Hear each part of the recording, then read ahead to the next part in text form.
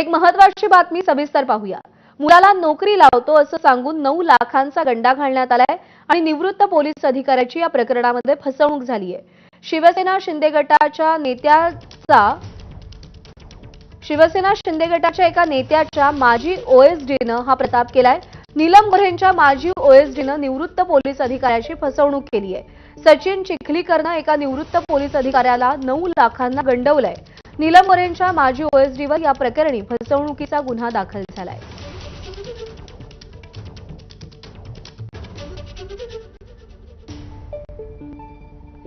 सूरज सावंत आपल्याला या सगळ्या संदर्भात अधिक अपडेट देईल। सूरज, हा प्रकार सगळा कसा घडला आणि माजी नेत्याच्या ओएसडीनं हा प्रकार करणं किती गंभीर आणि धक्कादायक आहे?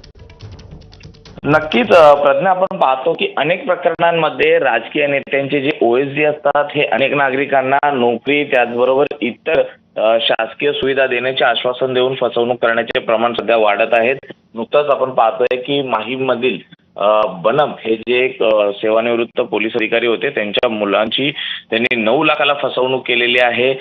जे आरोपी आहेत यामध्ये सचिन चिखलीकर हे आधी नीलम गोरे यांच्याकडे ओएसडी म्हणून कार्यरत होते आणि 2021 मध्ये ज्यावेळी चिखलीकर हे जिल्हा नियोजनाच्या बैठकीला रत्नागिरीला आले होते त्यावेळी नोकरीला लावतो असं आमिष दाखवून त्यांनी बनप यांचा विश्वास जिंकला होता आणि 2 लाख रुपये घेऊन त्या ठिकाणी नोकरीचं आमिष देखील दिलं होतं। मात्र 2 ठिकाणी म्हणजेच आरोग्य विभाग असो त्याचबरोबर ती कृषी विभाग असो या ठिकाणी नोकरीचं आमिष त्यांनी दिलं होतं। मात्र परिस्थिती ही तशी झाली नाही। त्या दोन्ही परीक्षा रद्द झाल्याचं सांगून वेळ मारून नेली आणि त्याच्यानंतर पुन्हा एकदा या बनप यांना त्यांनी सांगितलं होतं की रेल्वेमध्ये नोकरीला लावून देतो आणि तिथे देखील त्यांची फसवणूक केलेली आहे। जवळपास अनेकांची अशा प्रकारे फसवणूक केल्याची शक्यता ही वर्तवल्या गेलेली आहे। हा प्रकार एकदमच गंभीर आहे, त्यामुळे आता या माजी ओएसडीवर नेमकी काय कारवाई केली जाणार हे पाहणं महत्त्वाचं आहे। सूरज, धन्यवाद दिलेल्या माहितीसाठी।